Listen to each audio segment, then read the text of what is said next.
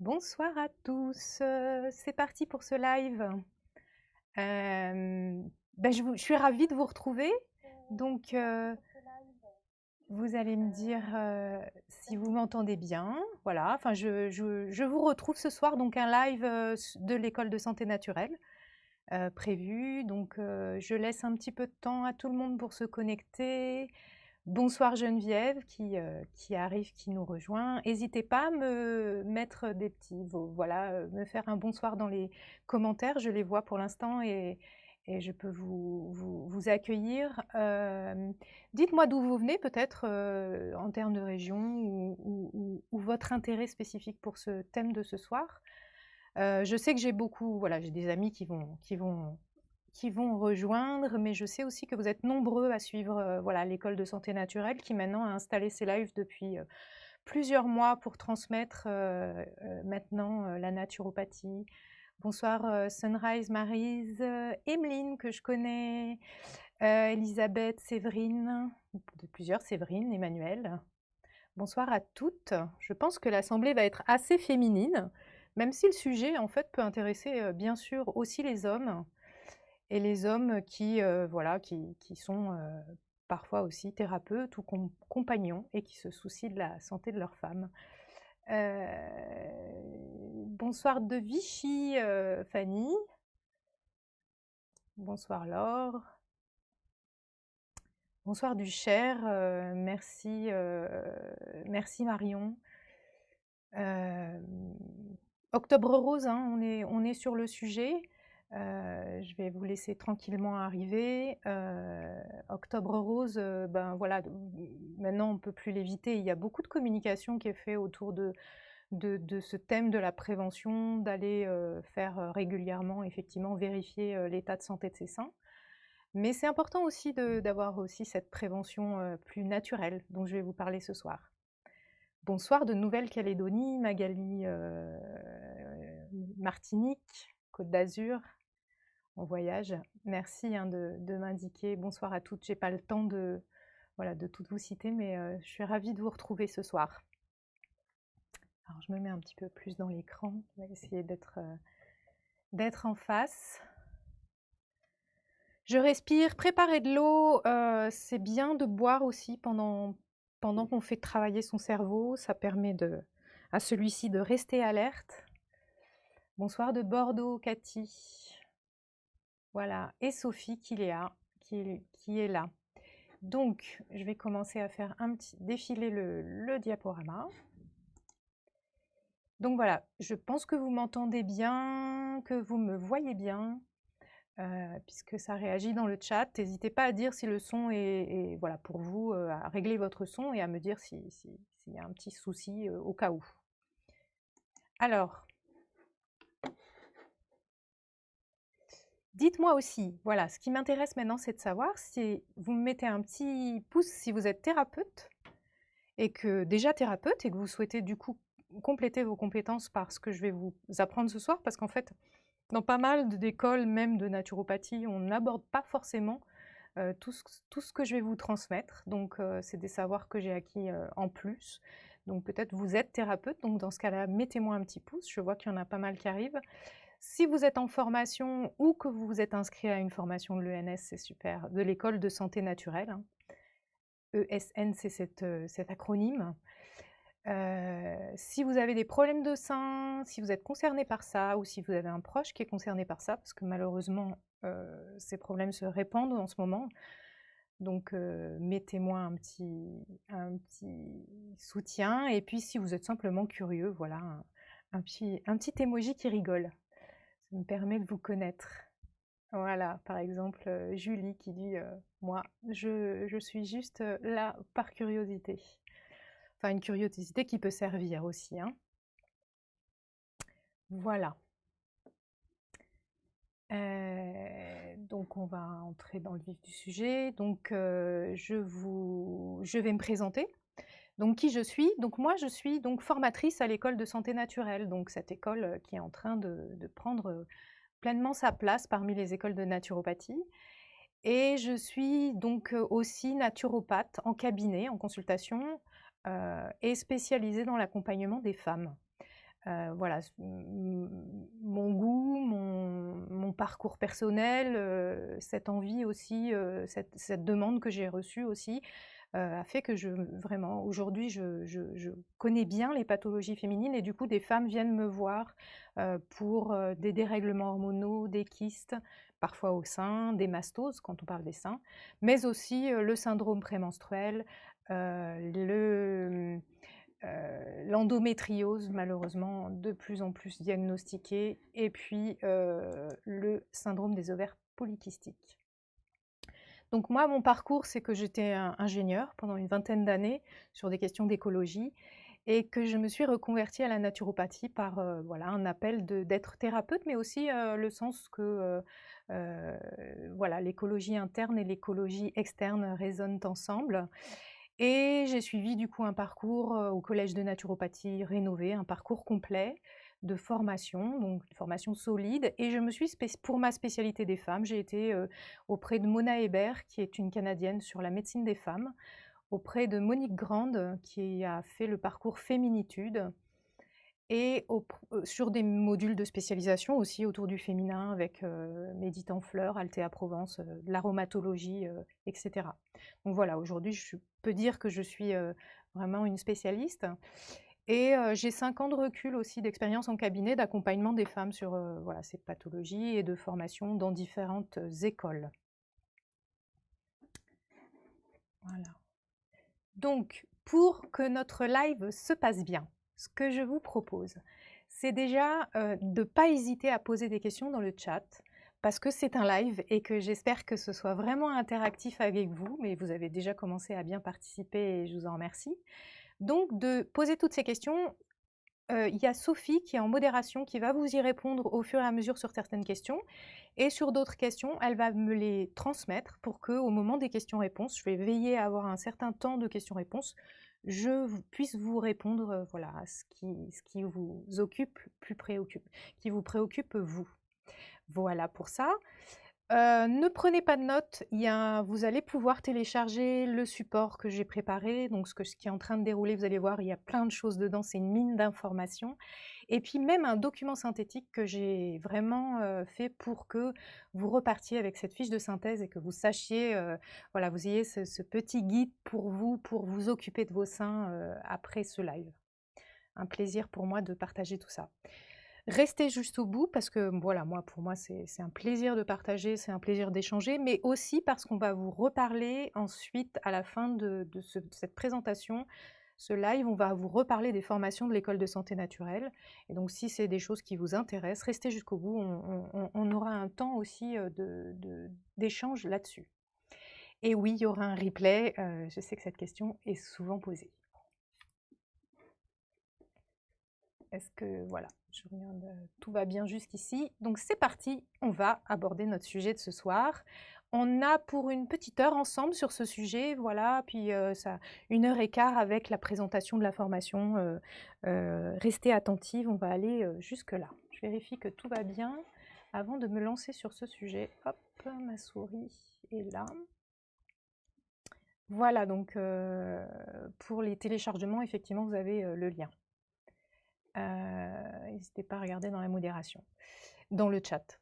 Alors, prendre soin de ses seins. Donc voilà, je vous disais en introduction, Octobre Rose nous rappelle tous les ans effectivement qu'il est bon de se faire régulièrement surveiller, surtout quand on a dans sa famille des antécédents de cancer du sein. Donc voilà, il y a cette grande campagne tous les mois d'octobre pour nous appeler à diagnostiquer, éventuellement à faire des diagnostics médicaux.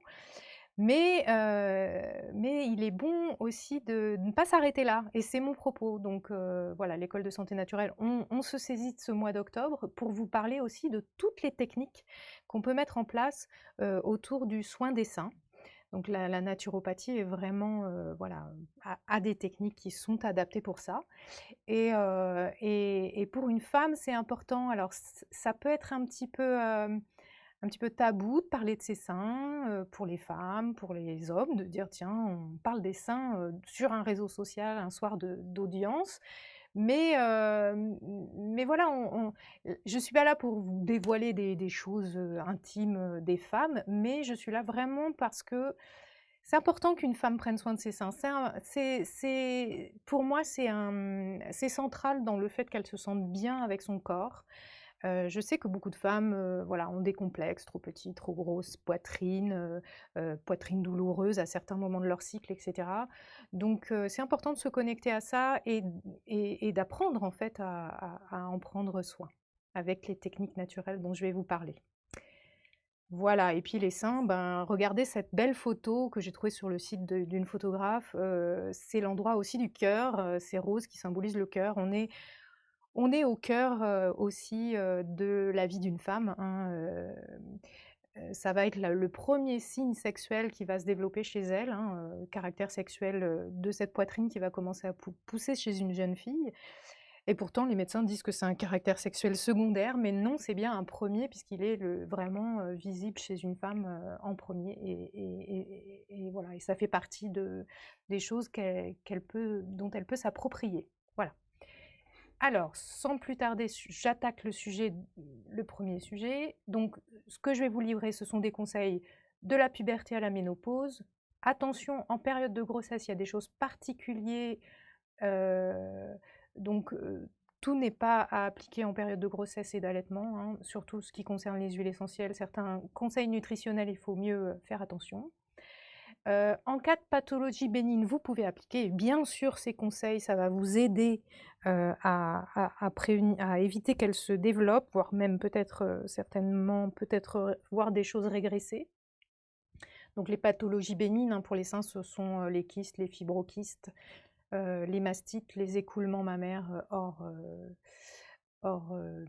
allaitement. Et puis, en cas d'antécédent de cancer du sein dans la famille ou de soi-même, bien sûr, ces conseils sont vraiment à appliquer, et là de façon un peu plus stricte que pour les autres femmes même, je dirais, avec un peu plus d'attention, dirons-nous. Donc, la première technique, bien sûr, pour un naturopathe, c'est l'alimentation. On regarde déjà comment s'alimente une personne et de vérifier effectivement que cette alimentation est en adéquation avec sa santé naturelle. Et pour la santé des seins, il y a un certain nombre de choses auxquelles il faut faire attention. Donc déjà, voilà présenter une assiette composée de façon équilibrée. Voilà, j'ai trouvé ça sur un guide alimentaire canadien de l'État, hein, et du coup, vous voyez comment se compose une assiette équilibrée. On est sur quelque chose d'assez classique, mais quand même, déjà, ça donne une orientation à nos conseils, de manger déjà en moitié de son assiette des fruits ou des légumes. Alors, les fruits plutôt en dehors des repas, mais en tout cas d'avoir, quand on compose les menus de la journée et son assiette d'un repas, d'avoir au moins la moitié de l'assiette de légumes. C'est déjà important. Pas souvent le cas, mais déjà ça nous apporte les bons nutriments dont on a besoin. Un quart de l'assiette va être composé en gros d'aliments protéinés. Donc quand on parle des protéines, ça va être la viande, les protéines animales, le poisson, les œufs, mais aussi des protéines végétales, hein, les lentilles, etc. Et on trouve aussi pas mal de protéines dans les oléagineux, c'est-à-dire les noix, noisettes, vous les voyez là sur le petit schéma, sur cette image d'assiette. Et enfin, le dernier quart de l'assiette, ça va être des féculents, donc des céréales. Et là, on conseille plutôt d'aller vers des féculents complets parce qu'ils contiennent plus de nutriments. Parce que dans l'enveloppe du riz, dans l'enveloppe du blé, dans l'enveloppe de toutes céréales, il y a les nutriments en fait, que sont les vitamines et les minéraux dont on va vraiment avoir besoin. Alors, j'ai une petite question à laquelle je peux répondre tout de suite. C'est Françoise qui demande, et pour les femmes ménopausées, bien sûr, tous ces conseils sont indiqués aussi pour les femmes ménopausées. Dans les équilibres hormonaux, vous verrez, même de soutenir en fait encore une production d'œstrogène, on y reviendra, même chez les femmes ménopausées, ça peut aider à la santé des seins, mais dans une certaine mesure, voilà. Donc oui, bien sûr, vous êtes bienvenues, mesdames, qui êtes passées dans cet âge de la sagesse. Voilà donc pour notre assiette équilibrée. Ça, c'est un conseil généraliste pour tout le monde. Maintenant, nous allons voir ce qui concerne plus particulièrement les nutriments, les aliments, dont il va falloir faire plus particulièrement attention pour la santé des seins. Alors, je vous ai mis plusieurs critères. On va dérouler tout ça, hein, vous inquiétez pas, ça paraît être un schéma un peu complexe, mais en même temps, je m'adresse aussi en partie à une population de naturopathes qui veut se spécialiser. Pour les plus novices, voilà, vous inquiétez pas, on va revenir sur des éléments de base plus simples. Mais ce qui est important, c'est de nourrir les tissus des seins. Donc vous avez ça dans ce schéma, hein. Nourrir le système hormonal, puisque les seins sont vraiment sous l'influence du système hormonal. Quand le système hormonal fonctionne bien, il est nourri de bons nutriments, il va bien fonctionner, il va du coup inviter les seins, enfin il va participer de la santé des seins. Il va falloir éviter ce qui est en marron, hein, cette zone-là qui sont les perturbateurs endocriniens dans l'alimentation et les facteurs de croissance. J'y reviendrai pour vous expliquer ce que c'est. Et dans l'équilibre des seins, on a 3 grands éléments auxquels il faut faire vraiment attention. C'est de soutenir le fonctionnement du foie. Je vais vous expliquer pourquoi. Éviter le surpoids. Je vais aussi vous expliquer pourquoi, parce qu'en fait, les graisses ont un rôle dans la régulation des hormones également. Et équilibrer le système hormonal, on y revient. Là, on va parler du système hormonal dans son ensemble. Voilà. Thyroïde notamment, dont vous avez parlé Sophie au précédent live, et tout ce qui est aussi pancréatique et les problèmes de diabète et de sucre. Voilà, donc on va regarder tout ça en détail. Nourrir les tissus des seins, eh bien, en fait, c'est d'apporter vraiment des nutriments pour ces tissus. Bon, le sein, il est composé de graisse, de peau, de tendons, et cetera, et puis de ces cellules qui vont produire éventuellement le lait au moment de la lactation. Eh bien, en fait, il faut qu'au quotidien, nous apportions un minimum de vitamines et de minéraux pour que les seins fonctionnent. Quand on dit nourrir les tissus, pour moi, c'est d'apporter des molécules de construction de ces tissus, mais également, voilà, et les molécules de construction, ce sont justement nos protéines et nos vitamines et nos minéraux. Les féculents, c'est plus des molécules de l'énergie, hein. Donc voilà, on va veiller à ça. On va veiller aussi à nourrir le système hormonal. Donc là, je vous ai mis en petit médaillon une femme avec l'ensemble de son système hormonal. Donc c'est l'ensemble de ces glandes qui produisent des hormones dans le corps. On en a une dans le cerveau, c'est pour ça que vous avez en jaune l'hypophyse, puis on a la thyroïde qui est connue, hein, parce que parfois des problèmes, puis ensuite le thymus, le pancréas et les ovaires. Voilà, tout ça constitue un système qui du coup est un système qui a sa propre régulation interne et qui va aussi produire des hormones comme les œstrogènes qui vont avoir un impact très important pour les seins. Les œstrogènes, hein, c'est eux qui font que les seins se développent chez une jeune fille, mais ensuite dans toute la vie de la femme, qui vont aussi impacter sur l'état de santé des seins. Donc, pour nourrir, du coup, ben, je vous l'ai dit, hein, il faut un minimum de vitamines, de minéraux, c'est d'où les légumes, hein, et les fruits, d'acides aminés et d'acides gras pour voilà, nourrir tous ces tissus. La vigilance particulière dont je vous parle dans ce live, hein, il fallait quand même concentrer un peu le sujet, même si on pourrait le développer encore plus, c'est 2 minéraux pour lesquels j'appelle l'attention vraiment des femmes, c'est l'iode et le sélénium. L'iode contribue vraiment à la santé des seins, à tel point que même le sein en stocke en vue de l'allaitement. Et donc, une carence en iode peut être vraiment difficile pour la santé des seins. L'iode va venir aussi, on le connaît plus pour la thyroïde, mais voilà. Donc vigilance d'avoir un bon apport en iode, on le trouve voilà, dans tous les produits de la mer, ça on le sait, mais aussi dans d'autres aliments. Allez vous renseigner, faites-vous des fiches et vous retrouverez un certain nombre d'éléments dans la fiche synthétique. Le sélénium aussi, qui est garant, un antioxydant qui est vraiment garant de la bonne structure de l'ADN. Donc quand on veut prévenir effectivement les mutations cancérigènes, important d'apporter du sélénium. Et enfin la vitamine K2, qu'on connaît moins, dont on parle moins, et pourtant qui est très importante, puisqu'elle joue un rôle dans toute la régulation du calcium dans le corps. Et ça va être important pour éviter justement les kystes, les calcifications du sein, d'avoir un bon taux de vitamine K2 dans l'alimentation, voire de se supplémenter si besoin. Pour le système hormonal, j'appelle l'attention sur 2 nutriments essentiels, la vitamine D3. Bon, j'ai mis D3 parce que c'est la forme naturelle, la vitamine D, on en parle souvent, elle est importante aussi pour le système hormonal, et les acides gras essentiels et le cholestérol.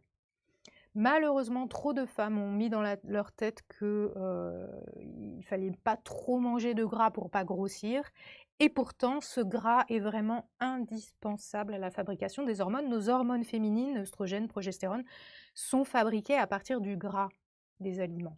Donc acides gras évidemment de bonne qualité à travers les huiles, les noix, les noisettes, et les petits poissons gras. Vous retrouvez tout dans la fiche, tous mes conseils là-dessus. Le cholestérol aussi qu'on trouve dans les produits animaux, les œufs, le jaune d'œuf, etc. Important aussi parce qu'en fait notre œstrogène est construit à partir d'une molécule de cholestérol. Voilà, nos œstrogènes, nos progestérones, donc tous ces, voilà, ces éléments de base de notre fonctionnement hormonal. Donc un petit zoom du coup là sur les meilleures sources de vitamine K2 dont je vous ai parlé, qui est une vitamine moins connue. Et ben en fait on la trouve dans les produits fermentés. Ces produits fermentés, alors ils sont revenus un peu sur le devant de la scène parce qu'ils sont très bons pour les intestins, mais en fait ils sont bons aussi parce qu'ils nous apportent de la vitamine K2. La choucroute par exemple, les fermentés, je vous les ai mis en gras. On trouve aussi de la vitamine K2 dans les fromages, dans le jaune d'œuf cru, dans le steak de bœuf cru, dans le chocolat, dans le sarrasin. Donc n'hésitez pas, voilà, à ajouter, à avoir un bon niveau de ces nutriments, de ces aliments dans votre alimentation. Si vous faites l'impasse sur tout ça, vous risquez voilà, d'avoir une carence. Alors, je vais vérifier que tout se passe bien. Ok. Ensuite, s'alimenter pour la santé des seins, donc deuxième partie, je me recoiffe au passage parce que je vois que ça tombe, c'est soutenir le foie, le fonctionnement du foie.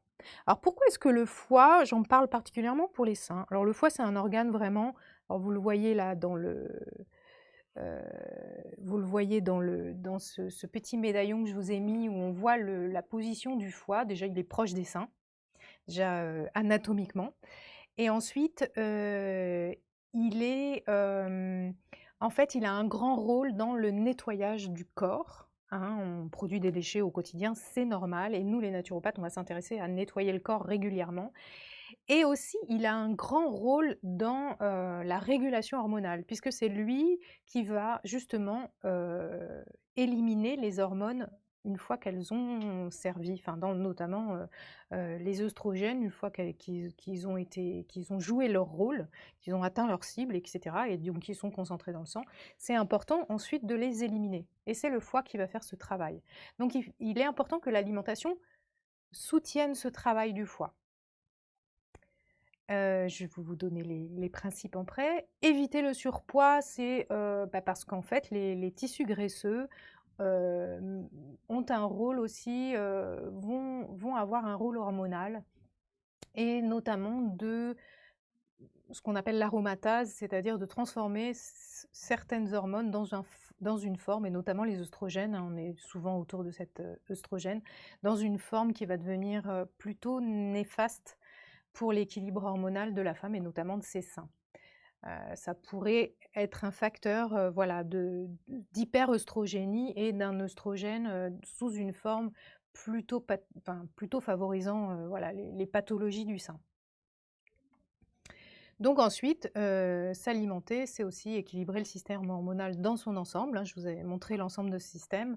Ça veut dire faire attention, on va voir un certain nombre d'éléments. Donc on va rentrer tout de suite dans le sujet. Donc pour l'équilibre hormonal, hein, donc du coup c'est la colonne de droite, il faut un bon apport dans certains nutriments, donc le magnésium, l'iode, le zinc, le chrome, la vitamine D. Voilà, on revient encore à ça. Donc quand je vous dis ça, ça veut dire déjà une alimentation variée telle que je vous l'indique, mais aussi après d'insister sur certains aliments et de ne pas hésiter à régulièrement faire des tests de carence auprès de votre médecin et éventuellement à demander à votre naturopathe une complémentation si nécessaire. Voilà, entre l'analyse sanguine et l'analyse de votre régime alimentaire, puis ensuite le regard justement attentif d'un naturopathe sur ces questions, vous allez pouvoir ensuite faire des cures si nécessaire. Je n'ai pas dit que c'était nécessaire à chaque fois, mais en tout cas, on peut envisager d'en faire dans certains cas et ça peut être très très utile pour la santé des seins. Attention pour le système hormonal aux glucides. Trop de glucides va fatiguer le pancréas qui lui régule tout le temps le taux de sucre dans le sang. Attention aux choux crus qui viennent endommager la thyroïde, au soja également et aux métaux lourds. Bon, les métaux lourds, on va les trouver aujourd'hui surtout dans l'agriculture non bio, dans les produits issus de l'agriculture non bio et les poissons en fait. Voilà, la mer est concentrée en métaux lourds, la mer et les rivières. Soutenir le foie par des légumes verts, beaucoup de légumes verts, l'intestin qui marche bien, qui a bien des fibres, va soutenir aussi le fonctionnement du foie. Les fibres vont aider à éliminer les anciennes œstrogènes. Soutenir avec voilà, les choux, les crucifères sont très bonnes pour le fonctionnement du foie, le foie aime bien ça. Pas de grignotage et des cures détox, là, allez voir votre naturopathe préféré. Éviter le surpoids, donc là en fait, comme je vous le disais, ce ne sont pas les graisses qui font grossir. Au contraire, moi souvent je conseille aux femmes de rajouter des graisses dans leur alimentation, des bons gras. Mais par contre, le sucre, les farineux, bien sûr, ça c'est vraiment ça qui fait grossir. Et les sodas, les jus d'orange, enfin les jus de fruits même industriels, tout ça, les plats industriels où il y a beaucoup de sucre qui est rajouté, font grossir. Et le stress fait grossir aussi. Le stress parce qu'en fait, l'énergie qui est prise pour le stress en fait, empêche le corps de bien fonctionner et du coup, comme il ne digère plus bien, il ne fait plus bien son nettoyage, finalement, il stocke des toxines un peu là où il peut, dans les graisses, et il grossit rien que par l'effet du stress. On peut avoir une alimentation très équilibrée, un coup de stress et hop, on grossit simplement parce que le corps ne peut plus fonctionner correctement. Il n'a plus assez d'énergie pour cela.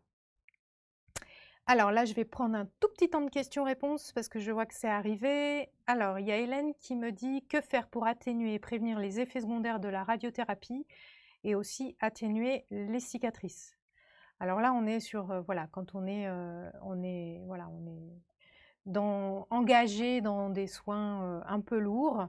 Alors, sur les cicatrices, bien sûr, tout ce que je vous ai indiqué va vraiment aider, puisqu'en fait, on apporte justement des bons nutriments pour nourrir toute la peau.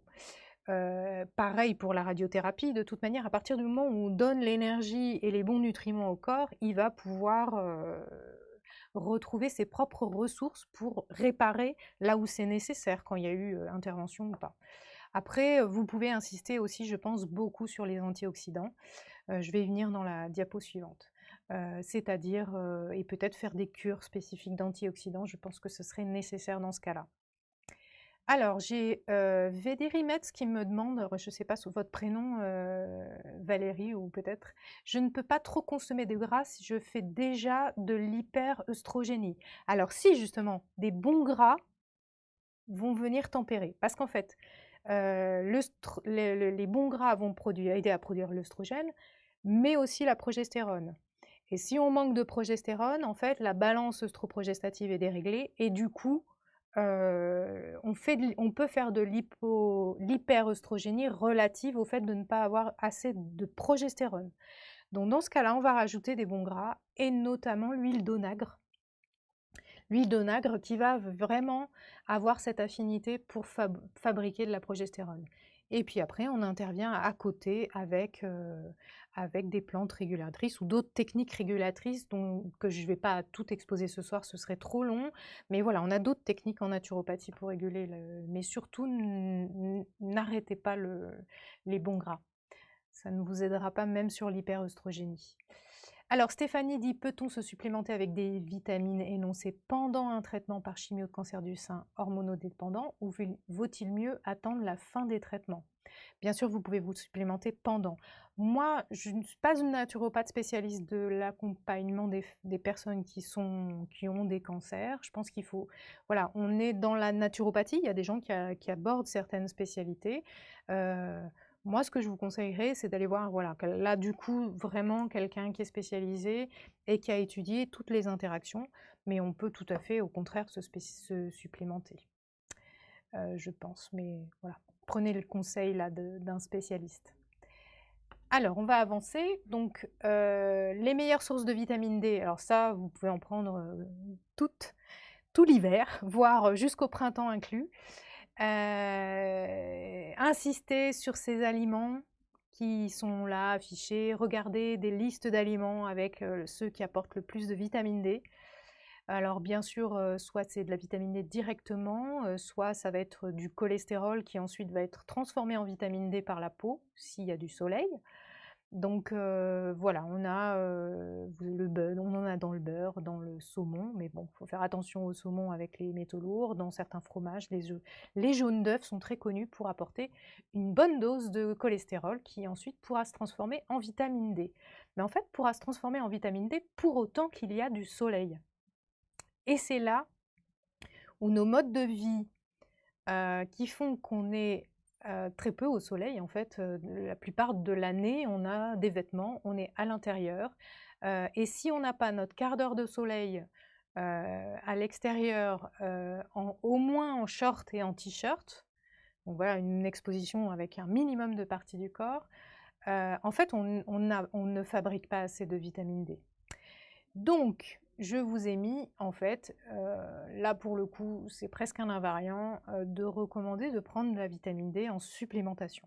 Ça, c'est une des bases, malheureusement, voilà, pour la cause, enfin pour ce dont je vous ai expliqué de notre mode de vie. Donc, bon, je ne fais pas la promotion spécifiquement de cette marque, il y en a plein. En tout cas, prenez de la vitamine D naturelle et n'hésitez pas à vous supplémenter. C'est un très bon geste préventif pour la santé des seins, mais aussi pour l'immunité, pour le bien-être, pour le mental. Cette vitamine D, elle intervient dans tout un tas de réactions physiologiques. Donc, et notamment, voilà, là je vous cite des études. Alors, dans ce live, j'ai pas le temps de vous montrer toute la recherche scientifique qui est faite sur ces questions. Elle est là, et quand, si vous suivez une formation de naturopathie, et notamment celle de l'École de santé naturelle, vous aurez toutes les références scientifiques, bien sûr. On vous invitera d'ailleurs à aller apprendre à les regarder, apprendre à les chercher, pour que vous étayiez petit à petit votre pratique de naturopathe avec ces connaissances scientifiques. Donc voilà, là je vous dis juste il y a des études, mais en réalité elles sont vraiment documentées, voilà, avec des références scientifiques, donc qui montrent que les femmes qui s'exposent moins au soleil ou qui consomment peu de vitamine D ont un risque accru de cancer du sein. D'où l'importance de cette vitamine D. Et les bénéfices semblent meilleurs quand la prise est faite voilà, de façon précoce, c'est-à-dire au moment du développement des seins. Mais après, tout au long de la vie d'une femme, c'est valable. Donc voilà, je vous ai mis les recommandations de l'Agence nationale pour la santé, un apport journalier au moins de 15 microgrammes par jour, c'est-à-dire 6000 unités internationales, UI. Et on peut voir la carence à l'analyse sanguine. Alors malheureusement, bon, c'est déremboursé, mais n'hésitez pas, si vous avez un doute, vous, sur votre besoin de complémentation, parce qu'il ne faut pas non plus se dépasser les doses, mais de demander à votre généraliste une analyse sur la vitamine D. Voilà, ça vaut pour la vitamine D, mais ça vaut pour toutes les autres vitamines et minéraux dont je vous ai parlé. Alors, la vitamine K2, c'est plus difficile à doser, mais par contre, l'iode, vous pouvez le faire doser. Le magnésium, ben voilà. Mais demandez-le parce que ça n'est pas fait systématiquement. Voilà. Parce que ce sont plus des mesures préventives. Et voilà, malheureusement, la médecine conventionnelle a un peu oublié de faire de la prévention, alors là où la naturopathie le rappelle maintenant. Et on va essayer, enfin moi je travaille de plus en plus pour que voilà, on soit main dans la main avec les généralistes pour qu'on fasse ce travail de prévention aussi. Voilà, donc petit encart sur la vitamine D. Et maintenant, les aliments à éviter. Je vous ai évoqué ça en début de live. Donc, c'est tout ce qui va être les perturbateurs endocriniens. On en trouve dans l'alimentation non bio parce que ce sont les pesticides. Alors, grand terme sur tous les traitements qu'on fait des plantes au moment de la culture. Les phtalates, ça va être ce qui concerne les plastiques. Donc, si votre aliment est conservé, enfin voilà, si vous mangez dans un contenant plastique, le plastique va donner des phtalates qui sont un gros perturbateur endocrinien qu'on va retrouver dans l'aliment. Le bisphénol, on en a parlé pour les biberons, bisphénol A, mais c'est valable dans d'autres plastiques aussi. Et les PCB, voilà, encore des polluants perturbateurs endocriniens. Donc, ce que je peux vous recommander, du coup, dans ce chapitre, c'est voilà, de manger bio. Ça semble maintenant évident pour éviter ces problèmes-là. Sans parler voilà, des questions écologiques, mais là, c'est là où je disais écologie interne, écologie externe sont de concert. Donc mangez bio pour votre santé, mangez bio voilà, pour votre santé des seins. Vérifiez que vos ustensiles de cuisine n'utilisent pas de plastique, de téflon, qui est aussi un gros perturbateur endocrinien. Filtrez l'eau du robinet. Alors, ce qu'on appelle facteur de croissance, ça va être vraiment indiqué de faire très attention pour notamment les femmes qui ont déjà voilà, eu une problématique de sein, un kyste, un début de cancer, un cancer. Enfin, là, stopper tous les facteurs de croissance. Enfin, je veux dire, alors, qu'est-ce qu'on dit facteur de croissance? En fait, c'est des substances qu'on va trouver dans l'alimentation et qui viennent stimuler le développement, voilà, la croissance des cellules, en fait. C'est ça la croissance. En fait, on va les retrouver dans les produits laitiers. Pourquoi? Parce qu'en fait, le lait de la vache, il est fait pour que le veau ait un énorme développement dans sa première année. Imaginez un veau entre le moment de sa naissance et sa première année où il va devenir quasiment adulte, enfin, le temps de l'allaitement du veau, en fait, il aura dans le lait ces substances qui vont vraiment le booster dans sa croissance. Sauf que nous, quand on en mange quand on est adulte, bon, déjà, on ne le digère pas bien, mais ça, c'est une question plutôt intestinale. Mais après, en fait, ça va booster aussi toutes les cellules, et les cellules, notamment les cellules anarchiques, qui auront pu commencer à se développer dans le sein. Donc vraiment, évitez ça, et on en trouve aussi dans les viandes, ces facteurs de croissance. Donc on va y revenir. Et puis éviter les toxiques du foie. On a vu tout à l'heure les aliments pour aider le foie. Mais il y en a qui ne l'aident pas, comme l'alcool, le fructose, trop de sucre des fruits, notamment à travers les sodas, encore une fois, ou les gâteaux, ou les sucreries. Les charcuteries, les graisses saturées, ça fatigue le foie d'avoir à les traiter. Et puis tout ce qui est produits chimiques, et dans les produits chimiques, on va trouver aussi ce qui est dans l'alimentation ou pas, on y reviendra. Voilà, donc les produits laitiers sont-ils bons? Vous allez me demander. Oui, ils sont bons en goût. Et d'ailleurs, quand je commence à dire en consultation à quelqu'un, il faudrait tempérer votre consommation de produits laitiers. Bon, évidemment, j'ai des grands yeux et ah oui, mais c'est quelque chose que j'adore. Bah oui, en France, on a de très bons fromages. Je suis d'accord. Mais sont-ils bons pour notre santé? C'est un autre chapitre. Et ce qui est sûr, ce qui n'est pas bon, enfin moi, voilà, c'est la synthèse naturopathique que je vous propose. Ce qui n'est pas bon pour un adulte et pour une femme en particulier qui veut prendre soin de ses seins, c'est le lait, les yaourts, pour autant qu'ils soient voilà, fermentés avec certains ferments. Et les fromages, il faut vraiment les manger en quantité très raisonnable. Si vous avez déjà des problèmes de sein, évitez les fromages. Si vous n'en avez pas, mangez-les vraiment avec une grosse tempérance. Je sais que c'est difficile, je sais que c'est un aliment voilà, dont on a du mal à se passer, mais il y a des moments où voilà, faut faire juste des escapades de temps en temps. Donc voilà ce que je peux vous conseiller.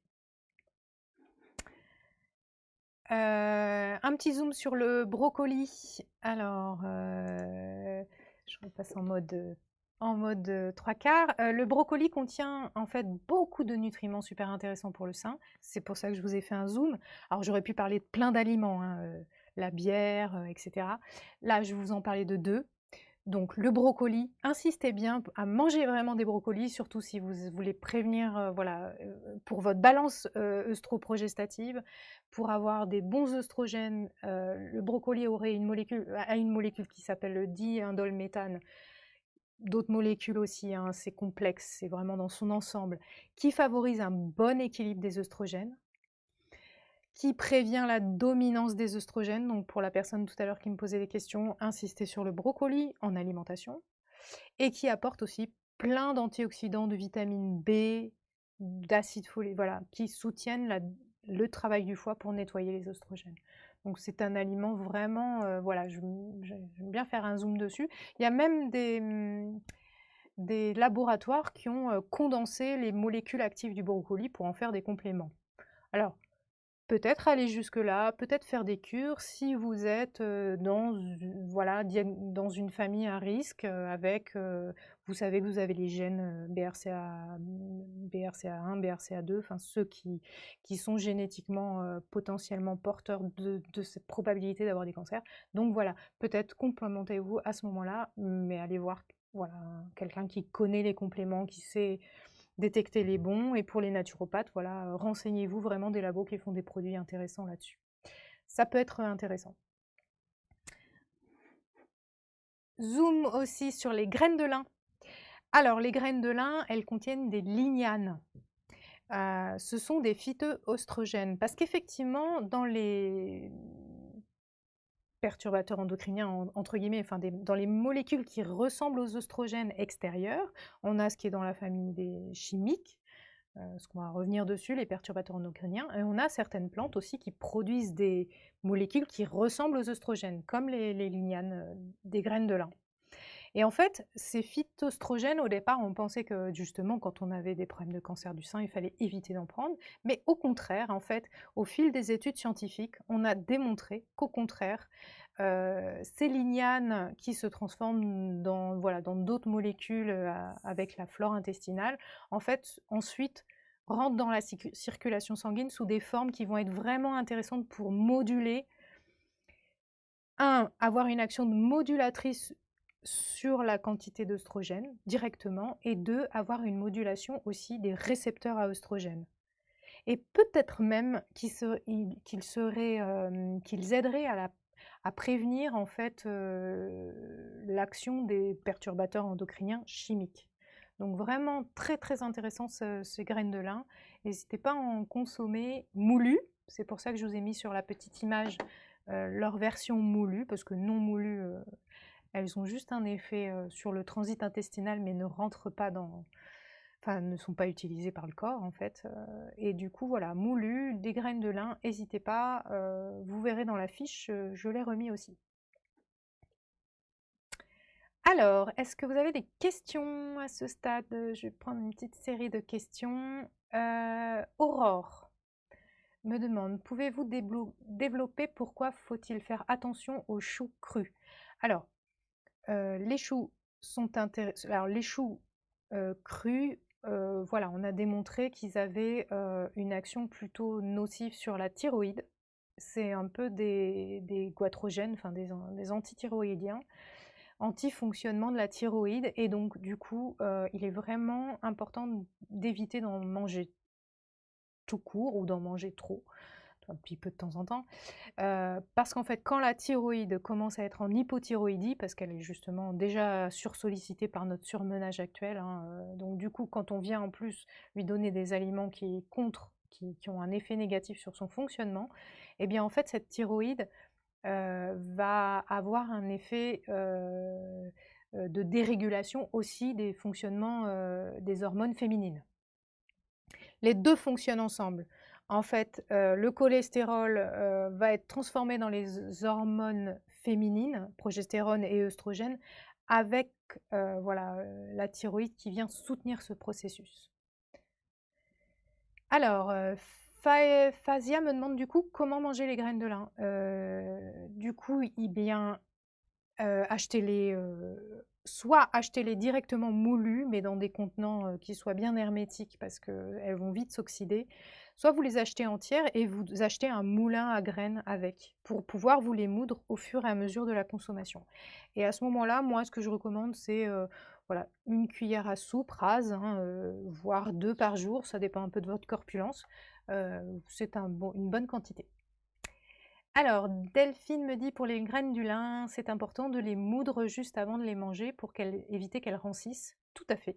Et c'est ok de les prendre moulus d'avance. Alors, euh, moi je dirais que vous pouvez les moudre et les garder au frigo 2 à 3 jours.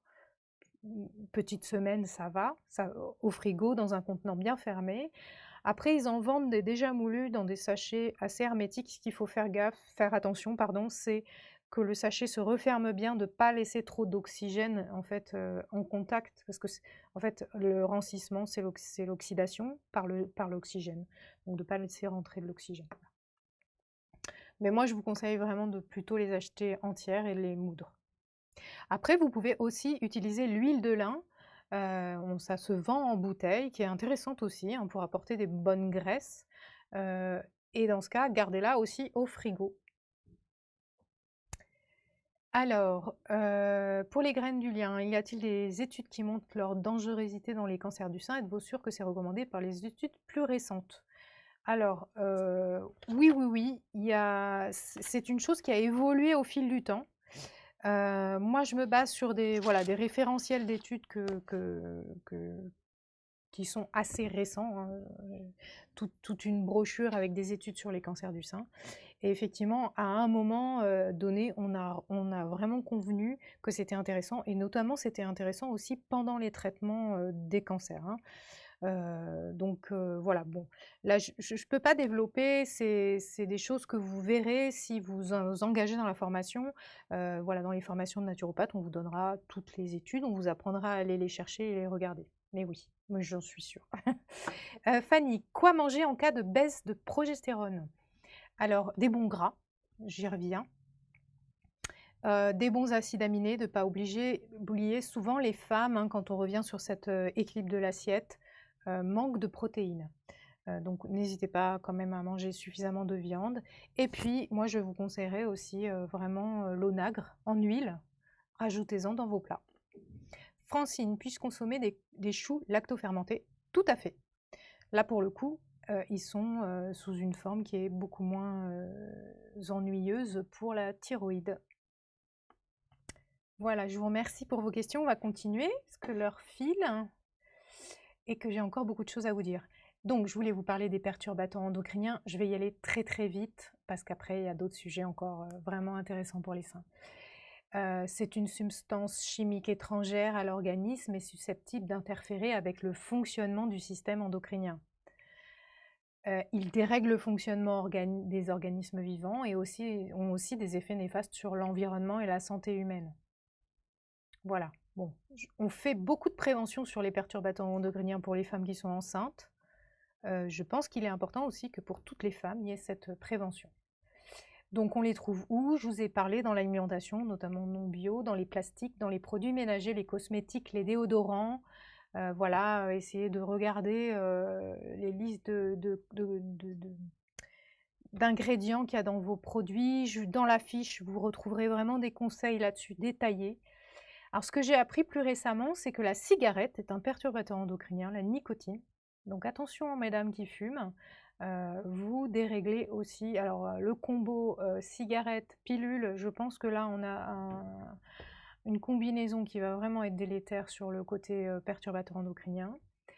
Certains médicaments, comme les somnifères, et bien sûr, la pilule, les implants, le stérilet, et le traitement hormonal substitutif de la ménopause sont des grands perturbateurs endocriniens. Ce qui est étonnant, c'est qu'on n'en parle pas comme ça, mais en fait, ça vient complètement changer le fonctionnement de notre système hormonal, bien sûr. Bon, c'est pour certaines raisons, hein, on s'entend, mais en tout cas, tant qu'on peut les éviter, cela, c'est peut-être bien, surtout si on a cette sensibilité à la prévention du cancer du sein. Ça a été connu hein, d'un certain temps, on en parlait vraiment de ce traitement hormonal substitutif, de dire que les femmes devaient faire attention. Maintenant, malheureusement, c'est revenu, enfin, c'est redevenu dans les prescriptions des gynécologues. Je ne sais pas pourquoi. On a un peu régressé sur cette prévention cancer. Voilà, bon, je vous ai mis un petit schéma pour vous dire tous les effets indésirables de ces perturbateurs. Vous trouvez, ben voilà, là, en haut de ce schéma, ben, les cancers, hein, sein, ovaire, prostate. La féminisation, même des poissons en fait, mais aussi de nos comportements à tous. Et puis ben, des impacts aussi sur d'autres parties du corps. Alors, est-ce qu'il y a des questions là-dessus? Je prends un petit peu d'eau. Alors, j'ai la question de Feudi sur les graines de fenugrec aussi, qui sont assez intéressantes, effectivement, comme régule. Alors, ce sera plutôt à utiliser quand on arrive en préménopause, ménopause, quand on manque d'œstrogène. Donc là, on peut se faire des cures de fenugrec qui sont très intéressants pour remonter un peu les taux d'œstrogène, mais pas quand on est en hyperœstrogénie. Comment choisir son sel pour avoir un bon apport en iode, me demande Oli. Oli, ben, choisissez un sel de mer et pas raffiné. Ce sera du coup plus intéressant pour l'apport en iode, tout à fait. J'ai des douleurs mammaires, me demande Julie. Juste avant mes règles, c'est peut-être dû à trop d'œstrogène. Tout à fait. Si je consomme des graines de lin, du coup, je devrais pouvoir réguler. Essayez. Ça peut être une piste pour vous, Julie, effectivement, de consommer ces graines de lin. J'avais fait un live sur le cycle menstruel, que vous retrouverez du coup dans les vidéos de YouTube de l'école de santé naturelle, où j'expliquais en fait les différents, justement, à quel moment c'était intéressant de manger dans le cycle les graines de lin pour avoir cette régulation hormonale. Tout à fait. Intéressant. Moi, je le conseille régulièrement en consultation. Est-ce qu'il y a d'autres questions? On va passer à la suite. On a encore quelques questions à voir. Le choix des soutiens-gorge, hyper important, mesdames. Parce qu'en fait, dans vos seins, vous avez tout un système lymphatique qui vient irriguer le sein. Vous avez cette image là que vous voyez sur le diaporama, où vous avez tous ces petits ganglions lymphatiques sous les bras, hein, on les connaît, voilà, qui viennent autour du sein, qui sont dans une concentration assez importante. Et au niveau du sein, on a tout ce système de capillaires lymphatiques. Donc, voilà, puis vous avez après en coupe, là, les tissus du sein. Mais ça va être, ce système lymphatique, en fait, il vient avoir plusieurs fonctions, hein, ça, on le voit en détail quand on se forme à la naturopathie. Mais justement, notamment celui du nettoyage des toxines, hein, du sein, pour éviter justement qu'il crée des perturbations, et notamment bah, toutes ces pathologies du sein hein, viennent d'une accumulation de toxines dans le sein.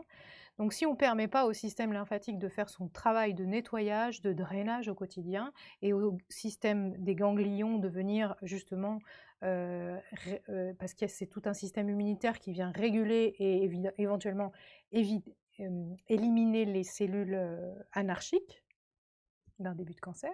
Donc du coup voilà, choisir votre soutien-gorge. Les dangers du soutien-gorge, c'est justement qu'il limite la circulation lymphatique et sanguine autour du sein. Et donc le sein va se trouver moins oxygéné, moins nourri, mais aussi moins nettoyé, et avec un système immunitaire qui ne pourra pas faire son œuvre de vigilance pour toutes les pathologies du sein. Le soutien-gorge, il peut compresser les ganglions lymphatiques, il peut faire des micro-lésions avec les armatures mal ajustées.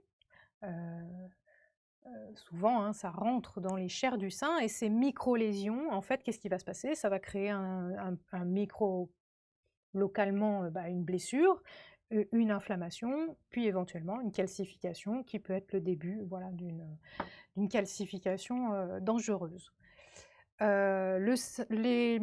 Certains soutiens-gorge, notamment tous ceux qui ont voilà, des rembourrages, etc., vont aussi favoriser une température plus élevée au niveau du sein, une inflammation en fait, par échauffement, et puis ça limite le mouvement des tissus.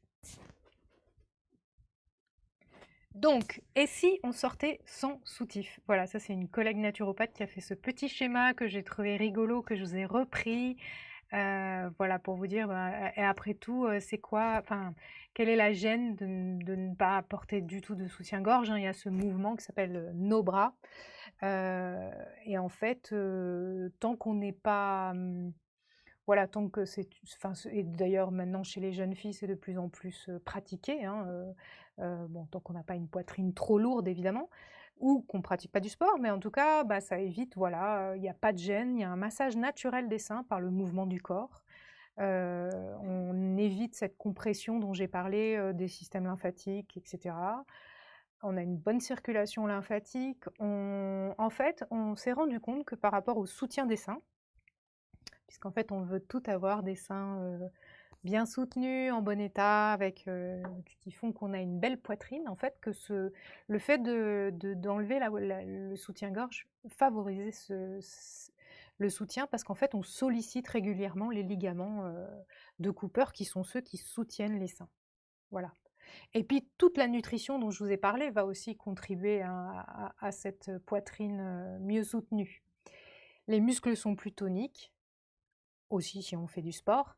Et puis, on a vraiment, ça a été démontré par des études, voilà, qu'on peut diminuer le risque de cancer du sein si on ne porte pas de soutien-gorge. Donc, mesdames, si vous en avez besoin, portez-en un, mais en tout cas, enlevez-le dès que possible. Et si vous voulez vous habituer à ne plus en porter du tout, ce sera plutôt bénéfique. Est-ce qu'il y a des questions? Alors, je vais regarder les questions. Clémence, peut-on éliminer les perturbateurs endocriniens de notre corps? Oui, tout à fait. Votre foie, dont j'ai parlé, va, si vous arrêtez d'en ingérer, va faire en sorte que petit à petit, il va les nettoyer. On peut faire des cures détox pour soutenir ça, mais globalement, si on apporte tout ce qu'il faut, le corps va petit à petit les éliminer. Et c'est pour ça que d'ailleurs, moi je conseille toujours à une femme qui a pris la pilule, qui est encore une fois un apport de perturbateurs endocriniens, hein, d'hormones extérieures dans le corps, d'attendre au moins 6 mois avant d'avoir un enfant, enfin avant d'envisager une grossesse, pour laisser le temps au corps de nettoyer toutes ces œstrogènes chimiques, ces progestérone chimiques. Donc oui, le corps va petit à petit nettoyer, bien sûr. Plus vous aurez un mode de vie sain et faire des cures détox. Mathilde, faut-il porter un soutien-gorge ou est-il tout à fait possible de s'en passer sans qu'il y ait de danger pour la circulation lymphatique et les muscles? Donc oui, vous pouvez sans danger ne plus porter du tout de soutien-gorge. Il n'y a aucun danger à ne pas porter de soutien-gorge. C'est l'inverse plutôt. Porter un soutien-gorge peut être dangereux. Enfin, dangereux s'il est mal adapté, s'il vous compresse ou s'il vous blesse. Donc aucun danger à ne pas porter de soutien-gorge, au contraire, ce que je viens de vous dire. Karina, comment consommer les graines de fenugrec? On l'a vu tout à l'heure, ça peut être germé, c'est une très bonne idée. Ça peut être moulu sous forme d'épices. Ça peut être en décoction. Voilà, il y a plusieurs formes. Mathilde, et donc si on arrête le port du soutien-gorge, combien de temps environ faudrait-il aux ligaments et aux muscles pour retrouver leur tonicité? Alors, super question Mathilde. Il faut leur laisser effectivement le temps de s'habituer. Au début, ça peut tirer un peu, mais je dirais que si on le fait voilà, du coup progressivement, au bout de 3 à 6 mois, les muscles et les ligaments vont porter vraiment très bien la poitrine. Attention, les muscles par contre, ça va aussi dépendre un petit peu de votre activité physique, bien sûr mesdames, de faire de la natation ou certaines autres pratiques, du kayak par exemple, peuvent vous aider à avoir une bonne musculature sous les seins qui vont aussi aider au port des seins. Et puis, au niveau des ligaments, c'est d'avoir une bonne alimentation, une bonne hygiène de vie qui va les aider aussi à bien fonctionner, bien sûr. Fredi, que pensez-vous des massages à l'huile de pâquerette, huile de fenugrec, s'il vous plaît? Je vais en parler justement, Fredi, c'est le chapitre suivant. Et Claudia, qu'en est-il du sport, type équitation ou autre? Quel type de soutien-gorge? Dans ce cas-là, prenez vraiment des soutiens-gorge sportifs. Effectivement, là, pour le coup, on va pas non plus, sur tous les sports où il y a percussion, il faut mettre un soutien-gorge là pour les soutenir, c'est sûr, notamment si vous avez une poitrine un petit peu développée. Et là, allez voir sur des soutiens-gorge sportifs et choisissez-les pour éviter qu'ils vous blessent. Donc, encore une fois, attention aux armatures et prendre des choses qui soient... Mais maintenant, c'est bien parce qu'on a vraiment le choix dans les soutiens-gorge sportifs. Le choix, c'est vraiment démultiplié. On trouve de plus en plus de choses où on peut choisir quelque chose qui est vraiment adapté à soi. Vous regardez dans la fiche synthétique, je vous ai mis aussi quelques notions là pour vous aider à choisir. Donc, à partir de quel bonnet faudrait-il porter un soutien-gorge, me demande Sylvie. Là, ça dépend vraiment de votre ressenti. C'est-à-dire qu'après, je veux dire, même bonnet B, vous pouvez, si vous en sentez bien, de porter un soutien-gorge dans la journée, mais de l'enlever dès que vous rentrez chez vous, par exemple. Pendant les confinements, d'ailleurs, beaucoup de femmes ont fait l'expérience de ne plus mettre de soutien-gorge pendant plusieurs jours et se sont dit, mais finalement, c'est tout à fait supportable au quotidien si je ne fais pas de sport. Voilà, voilà le conseil. Andrea, je vous réponds aussi sur l'eau du robinet filtrée. Effectivement, c'est vraiment ce que je conseille, acheter un filtre à eau, parce que dans l'eau du robinet, malheureusement, il y a des perturbateurs endocriniens. Donc, et bon, l'eau en bouteille n'est pas non plus une solution à cause du plastique, et du coup de l'accumulation de plastique à toutes les échelles. Donc du coup, filtrer l'eau du robinet est vraiment le bon réflexe. On peut acheter des filtres, voilà, des systèmes plus ou moins complexes. Mais moi, je conseille ces systèmes où on dérive l'eau du robinet pour vraiment la filtrer à travers un gros filtre avec microcéramique et charbon. Voilà. Et donc, l'automassage des seins, puisque on m'a fait l'ouverture dessus, bien sûr que c'est un geste hyper bon pour la poitrine. Un geste quotidien qui permet de prévenir le relâchement des tissus. Et là, on va voir effectivement que l'huile de pâquerette est super intéressante. De stimuler cette fameuse circulation lymphatique dont je vous ai parlé, qui est vraiment bonne pour les seins parce que vraiment, on va venir drainer tous ces tissus qui sinon s'engorgent, voilà, au quotidien de toute leur vie, les petites pollutions, quoi, petits déchets en fait. En fait, l'automassage des seins aussi a un effet régulateur des hormones. On a démontré, bon, on le sait, hein, se masser les seins ou l'allaitement va produire de l'ocytocine, mais va aussi venir réguler œstrogène, progestérone. Curieusement, les femmes qui pratiquent vraiment le massage des seins ont un confort hormonal au cours du cycle bien meilleur. On va faire circuler l'énergie vitale, l'énergie aussi de tous les méridiens, pour ceux qui s'intéressent aux structures méridiennes, médecine traditionnelle chinoise. Et puis augmenter l'ocytocine dont je vous parlais. Et du coup, c'est l'ocytocine, c'est l'hormone du désir, c'est l'hormone du plaisir de la femme. Donc se masser les seins au quotidien aussi va, voilà, vous permettre de peut-être relancer cette libido si elle s'est un peu éteinte, ou tout du moins, voilà, avoir ce geste plaisir envers son corps, l'aimer. Je sais que chez certaines femmes, ça permet voilà, d'avoir une espèce de reconnexion à elles-mêmes, à leur féminité, un petit temps pour elles, voilà, un moment d'intimité avec elles-mêmes et d'amour de son corps. Trop de femmes sont en désamour de leur corps, et pourtant, parce que voilà, on s'impose tellement voilà, d'injonction de perfection ou de quoi, et en fait du coup voilà, en renouant, en disant à nos seins qu'on voilà, qu'on les aime, qu'on en prend soin, c'est vraiment un moment bien-être pour les femmes, plaisir et amour de son corps. Donc alors du coup on en parlait, hein, pour la régulation hormonale, l'exemple du syndrome prémenstruel. Donc là, je vous ai mis un petit dessin humoristique. Je vous laisse le temps d'en prendre connaissance. Et pendant ce temps, je bois. Chaque fucking mois, le syndrome prémenstruel s'invite dans ma vie. Et ça commence avec des douleurs dans la poitrine et le ventre. Et en fait, du coup, certaines femmes se demandent, mais est-ce que je suis enceinte? Surtout que ça arrive avant les règles, donc c'est la période où on peut commencer à se poser la question. Bien non, en fait, c'est simplement cette dérégulation hormonale, ce trop d'œstrogène en général, ou pas assez de progestérone qui fait que, voilà, on a ce SPM et ça se manifeste dans les seins. Comme quoi les seins sont très, très sensibles aux équilibres hormonaux.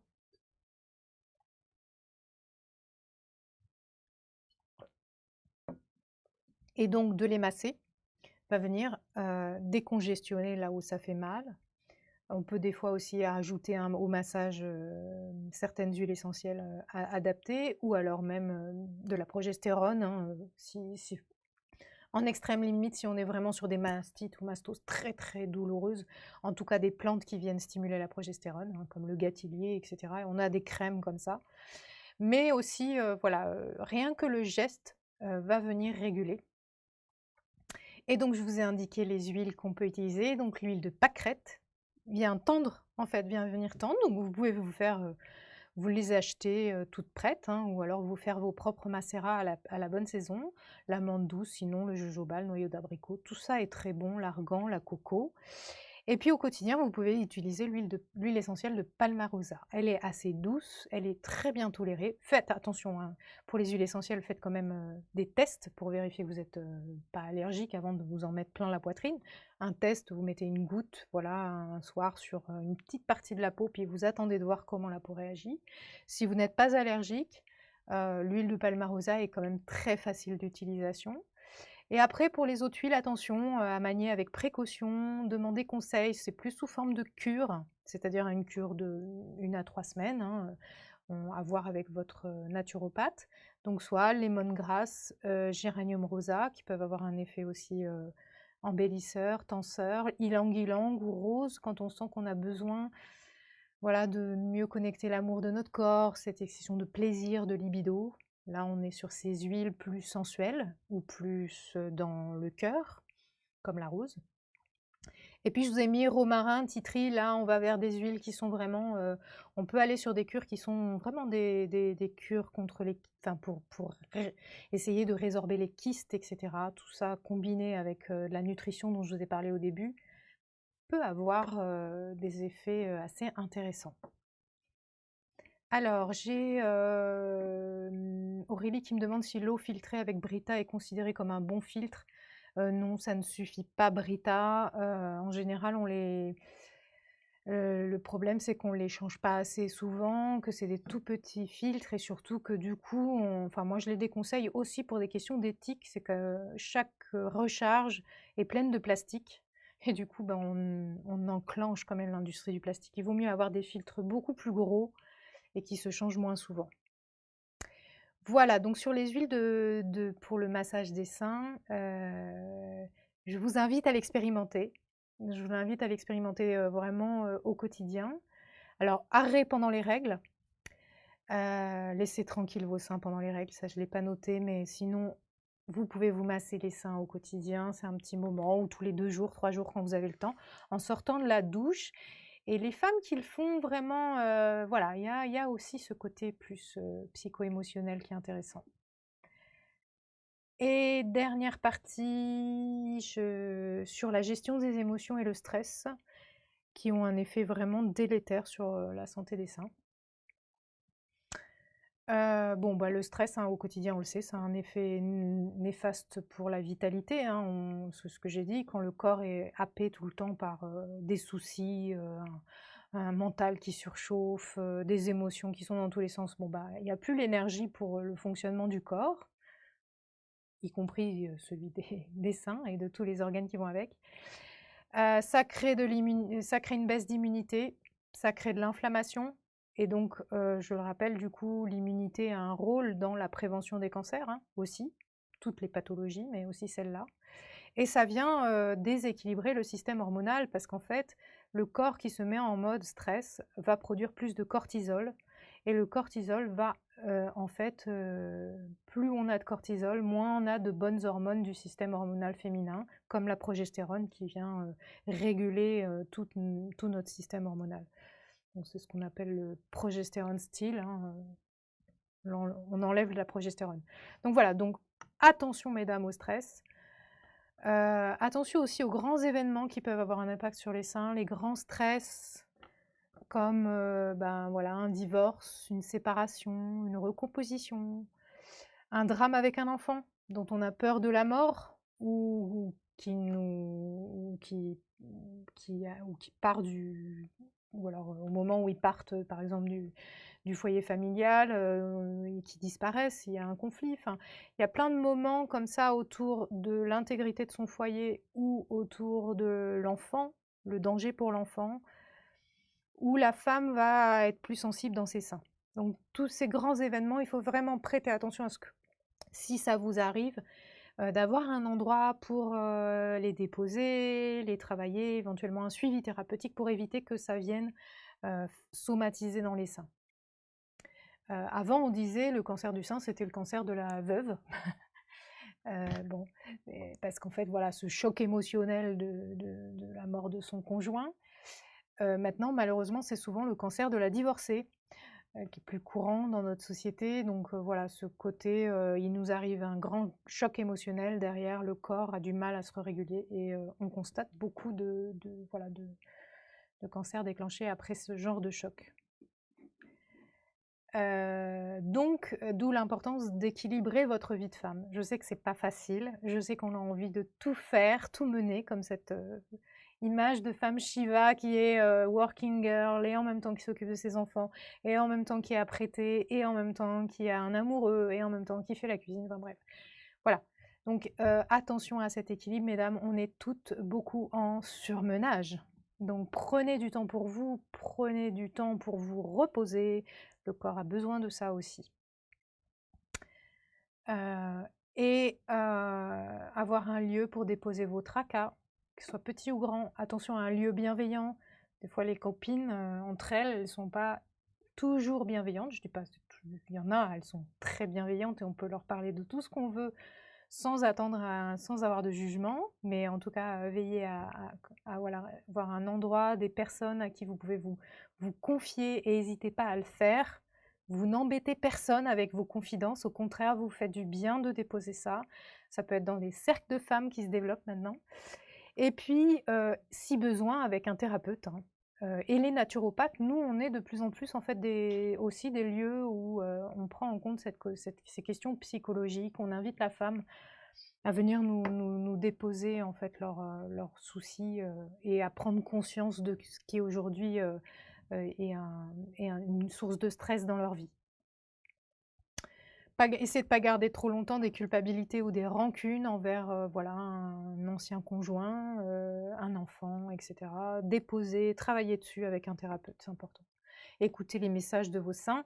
Les seins souvent sont sensibles et du coup souvent voilà, viennent s'exprimer, font des mastoses, des mastites à certains moments de la vie. C'est jamais anodin en fait, c'est un signe du corps qui est très important à prendre en compte. Voilà pour la partie psychologique. Je prends 2 dernières petites questions, puis après on enchaîne. Et si pour la ménopause, un conseil particulier au sujet des huiles, prenez l'huile de pâquerette. Vous pouvez prendre le géranium pour la ménopause. Une bonne huile pour défroisser la peau. Voilà, pour les huiles essentielles, ce que je peux vous conseiller, mais c'est en cure, voilà. Ça peut être aussi pour celles qui voudraient, tiens, on m'a demandé l'utilisation du fenugrec, on a une huile essentielle de fenugrec aussi. Vous pouvez l'utiliser aussi si vous avez des poitrines un peu petites pour essayer de développer la poitrine avec l'huile essentielle de fenugrec. Mais encore une fois, prudence dans l'utilisation des huiles essentielles, faites-vous accompagner. Peut-on utiliser l'huile essentielle? Michel me demande, peut-on utiliser l'huile essentielle de Palmarosa en massage quand on est en traitement hormonothérapie? Alors, la Palmarosa n'a pas d'effet sur la régulation hormonale, donc a priori tout à fait utilisable.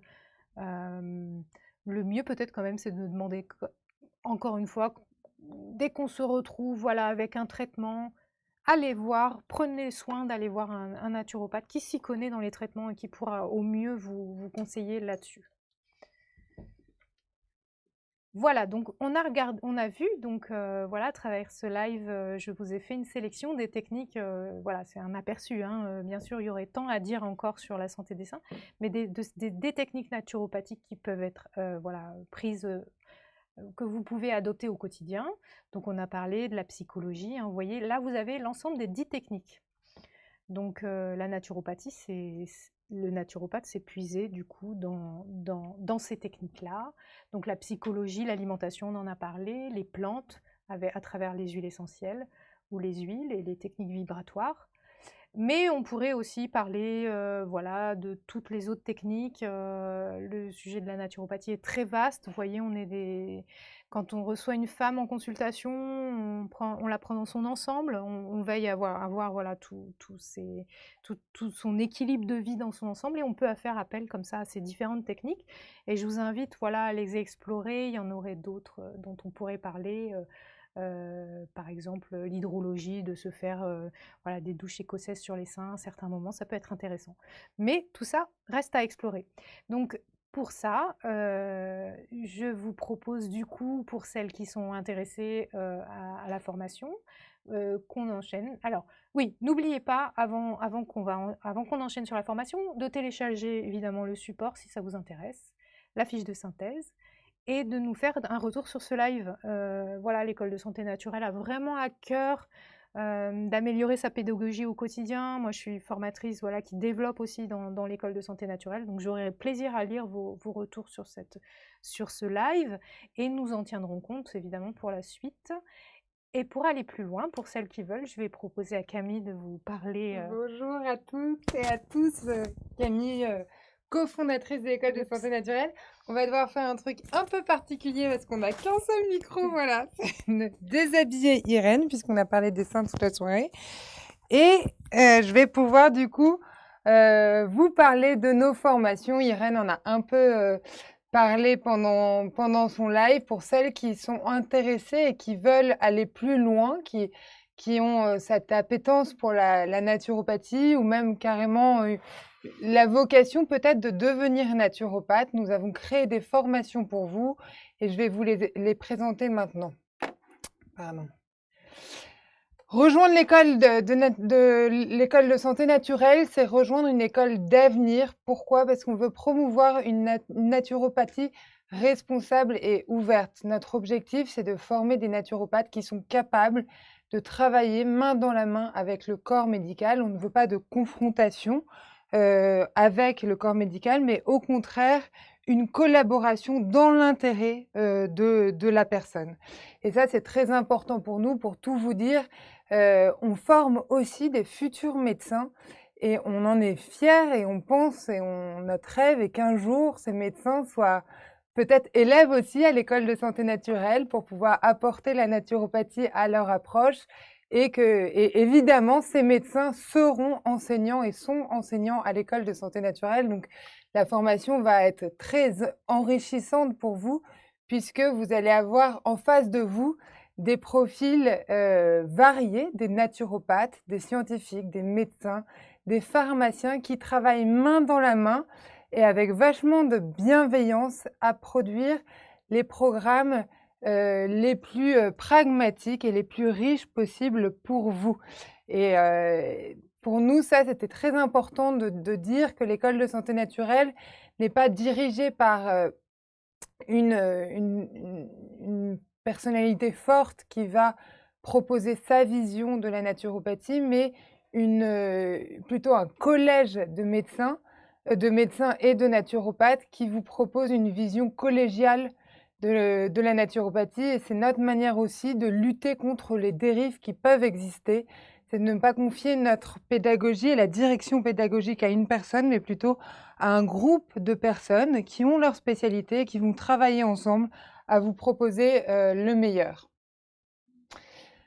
L'école de santé naturelle, c'est aussi 12 années d'expertise pédagogique reconnue par l'État. Alors là, je tiens à faire un petit point. Vous le savez, la naturopathie n'est pas reconnue par l'État. Il n'y a pas de diplôme de naturopathie. Par contre, l'école de santé naturelle fait partie de l'organisme de formation Cartésia Formation qui, lui, est agréé par l'État et Calliope. Vous savez que c'est le nouveau label qualité qui est nécessaire pour pouvoir être financé par différents financements publics et programmes comme le CPF. Nous sommes Calliope parce que nous avons des méthodes pédagogiques qui sont éprouvées et approuvées, et c'est important de le dire. Et cette pédagogie-là qu'on met au service de la naturopathie va vous permettre de prendre de la hauteur sur ce que vous devez apprendre pour l'ancrer dans le temps. Faire devenir naturopathe une personne qui part de zéro en biologie ou en physiologie, en anatomie, c'est exigeant, c'est complètement possible, mais pour que cette personne vive bien sa formation, il faut de la pédagogie et c'est ce que nous souhaitons apporter à la naturopathie, de la pédagogie, offrir de la hauteur à nos élèves pour qu'ils puissent comprendre, réintégrer dans un ensemble toutes les connaissances qu'ils ont à apprendre et à intégrer. Je suis désolée, je suis un peu essoufflée parce que je suis à 7 mois de grossesse et donc parler comme ça m'essouffle un peu, mais je suis très très contente d'être avec vous ce soir. Alors, l'école de santé naturelle, c'est aussi des formations vivantes et personnalisées. En fait, vous pouvez vous demander comment se passent des formations à distance. Est-ce que je ne vais pas me sentir trop seule? Et ce que je veux vous affirmer en vous regardant droit dans les yeux, c'est que jamais, jamais à l'école de santé naturelle, vous vous sentirez seul. On a toute une équipe pédagogique qui est là pour répondre aux questions des élèves au quotidien, qui est là pour veiller à ce que les élèves ne décrochent pas et s'il y a des découragements, les encourager, comprendre le problème, trouver des solutions, proposer peut-être des cours supplémentaires s'il y a des points qui ne sont pas compris. C'est des choses qu'on fait au quotidien pour s'assurer que les élèves restent engagés tout au long de leur formation et n'abandonnent pas et surtout soient heureux parce que l'objectif quand même c'est un beau projet.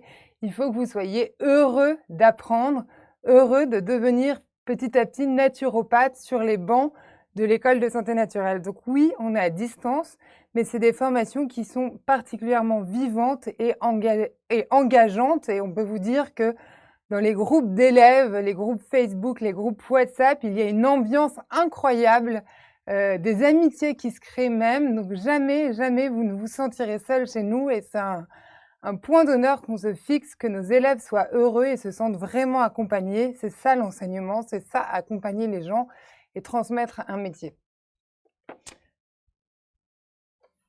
Alors là, je fais mon petit changement de scène pour vous présenter le parcours. Le parcours d'un élève chez nous. Comment se passe une formation chez nous? Alors, ça commence par une remise à niveau scientifique parce qu'on vous l'a dit, on veut former des naturopathes responsables. Et la naturopathie, c'est aussi comprendre comment fonctionne le corps humain pour pouvoir justement aller trouver la cause de la cause. Vous savez que le causalisme est un des fondamentaux de la naturopathie, aller enquêter, rechercher pourquoi cette personne peut souffrir de telle ou telle chose. Pour cela, il faut avoir une très bonne compréhension du corps humain et c'est pour ça qu'on est en train de produire pour vous, avant le début de la formation, une remise à niveau en anatomie et en biochimie. Et d'ailleurs, Irène fera partie des enseignantes de cette remise à niveau qui aura lieu en décembre. Voilà, début décembre, sachant que la formation commence en janvier. Donc, une remise à niveau courte pour être sûr que vous êtes à l'aise avec les fondamentaux et que vous puissiez suivre sereinement les premiers cours de la formation qui commenceront en janvier. Ensuite, vous allez avoir des lives chaque semaine, 2 à 3 lives par semaine, que vous pourrez préparer aussi en regardant des vidéos courtes qui seront liées à ces lives, des vidéos d'1 quart d'heure qui vous permettent de voir les notions avant de vous lancer en live avec votre enseignant. Tout ça toujours pour vous aider à suivre plus facilement. À la fin de chaque live, vous aurez un petit quiz à faire en auto-évaluation pour vérifier la bonne compréhension de toutes les notions qui auront été transmises. Et puis, vous aurez évidemment des fiches synthétiques, le live en replay. Le live sera chapitré, donc si vous voulez aller voir des parties précises du cours, ça sera très facile. Et vous pouvez poser vos questions évidemment en live dans le chat comme d'habitude. Il y aura un modérateur, plus l'enseignant qui y répondra. Mais aussi tout au long de la formation, si vous revenez sur un live qui a eu lieu 6 mois auparavant, vous pourrez poser votre question dans une boîte à questions qui sera juste à côté du live, très facile, et qui sera envoyée directement à l'enseignant qui vous répondra. Donc, si vous ne pouvez pas suivre le rythme ou si un soir vous n'êtes pas connecté en live, il n'y a pas de problème, vous pourrez toujours rattraper ce live en replay tout au long de votre formation et puis réviser, revenir dessus autant de fois que vous voulez. Ça, c'est très important. Il y aura du mentorat aussi. Un naturopathe expert qui vous prendra en charge et qui vous verra pendant 1 heure chaque mois, un rendez-vous mensuel. L'idée, c'est vraiment que vous créiez une relation ensemble et qu'il puisse vous aider sur les points difficiles ou bien juste parler de son métier, partager son expérience avec vous pour vous permettre une première découverte de la réalité du métier de naturopathe. C'est très important pour nous. Ça durera tout au long de la formation, 18 mois ou 24 mois en fonction de la formation que vous choisissez. Et il faut vraiment que vous utilisiez ça comme un pilier pour votre formation et chacun aura son mentorat propre. On ne va pas cadrer un mentorat en disant il faut absolument que vous fassiez ces exercices ensemble. C'est selon vos besoins, votre mentor s'adaptera à votre besoin. Il y aura aussi des ateliers de groupe. Alors là, ça ne sera pas tous les mois, mais tous les 2 mois. Vous retrouverez une petite équipe, toujours la même, avec laquelle vous allez travailler sur des cas pratiques supervisés par un enseignant.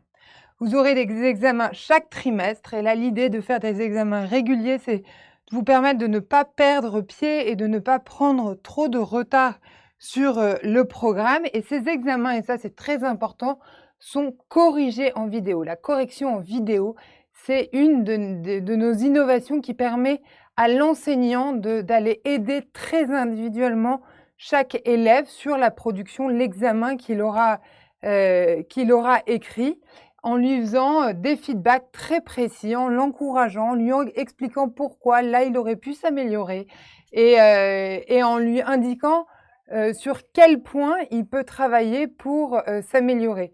Donc vous rendez votre copie en ligne, l'enseignant la reçoit et se filme en train de la corriger et de la commenter. Et vous allez voir, je vais passer la slide et je reviendrai ensuite sur le parcours pour le finir, que cette innovation, donc la vidéocorrection qui est vraiment propre à l'école de santé naturelle, est d'une puissance particulièrement reconnue à la fois par les enseignants qui corrigent chez nous et qui disent c'est génial de pouvoir corriger et donner un vrai feedback à l'élève et pas juste une note et 3 annotations et l'élève regarde sa note et jette sa copie à la poubelle, mais vraiment un vrai feedback qui permet un diagnostic, qui permet à l'élève de progresser beaucoup plus vite. Et on voit que les élèves, vous voyez là tous les remerciements, tout l'enthousiasme qu'il y a, les élèves sont particulièrement heureux de recevoir à chaque fois les feedbacks sur leur copie. C'est important aussi pour moi là d'en profiter pour vous dire qu'à l'école de santé naturelle, comme disait Irène, on aime s'améliorer en continu et on est à l'écoute de nos élèves. Donc chaque cours, chaque vidéocorrection sont notés par les élèves sur 5 étoiles et avec un commentaire. Ça nous permet de savoir si vous avez apprécié le cours, si c'était trop difficile. Si par exemple c'était trop difficile pour un trop grand nombre de personnes, on va organiser un 2e cours pour revenir sur les points, pour approfondir. Si au contraire, vous suivez, vous êtes heureux, ça marche bien, on peut accélérer. On est toujours à l'écoute de nos élèves pour pouvoir ajuster la formation à vos besoins. Je reviens sur le parcours de l'élève. Donc, on a parlé des examens vidéo corrigés. Vous aurez aussi un travail de recherche à faire. Là, l'idée, c'est de vous apprendre aussi à chercher, parce que c'est important quand on est naturopathe de savoir se former en continu et s'informer, mais bien s'informer, aller aux bonnes sources, vérifier ses sources, ne pas croire tout. Et ça, c'est des médecins qui vont vous apprendre ces méthodologies de recherche et de vérification de la pertinence des sources pour pouvoir avoir un esprit critique, vous forger votre propre avis et être toujours dans l'idée d'être un naturopathe compétent et responsable.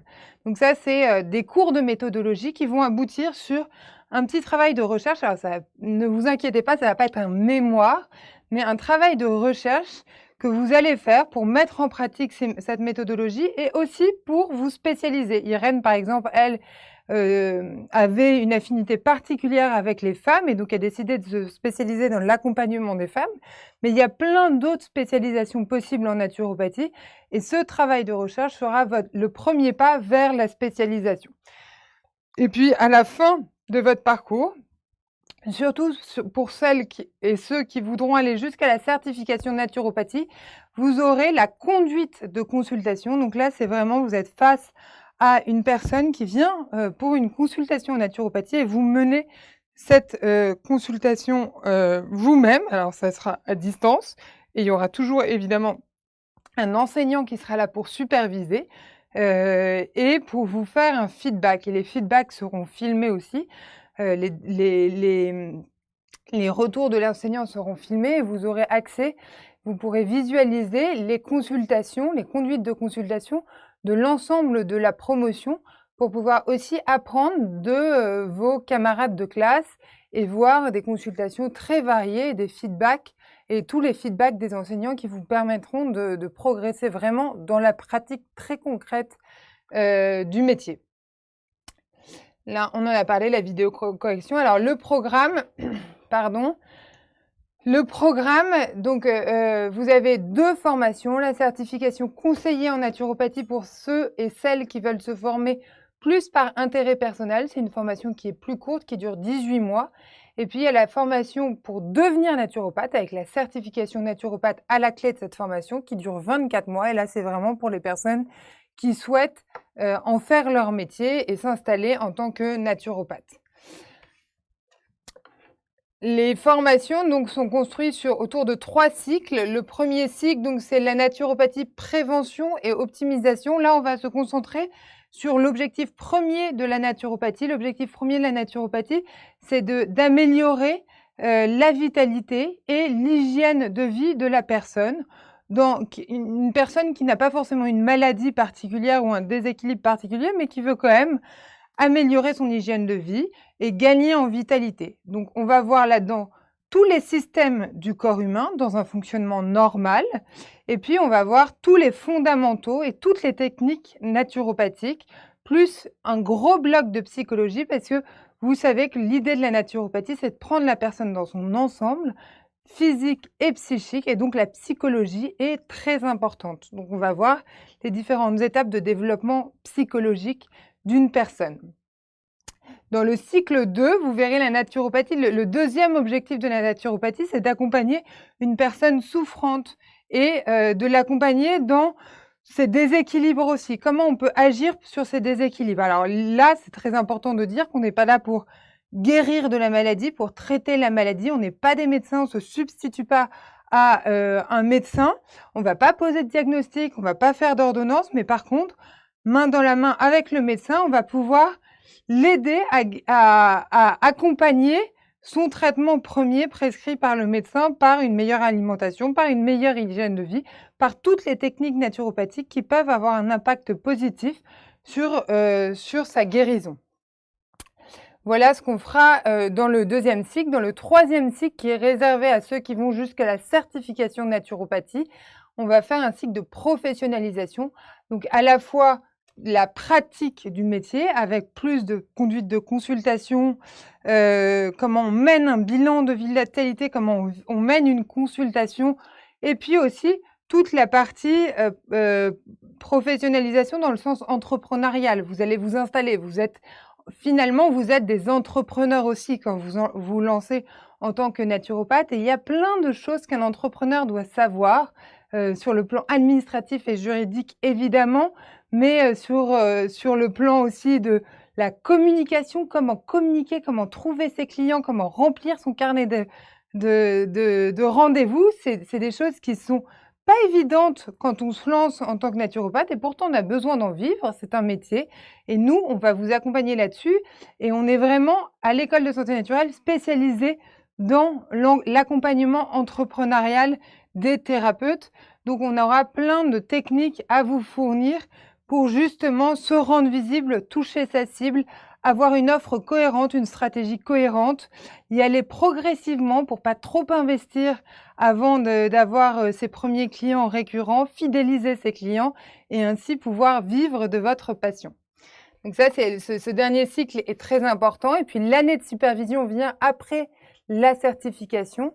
L'idée, c'est de ne pas vous lâcher dans la nature une fois diplômé, mais de continuer à vous suivre avec le mentorat de groupe.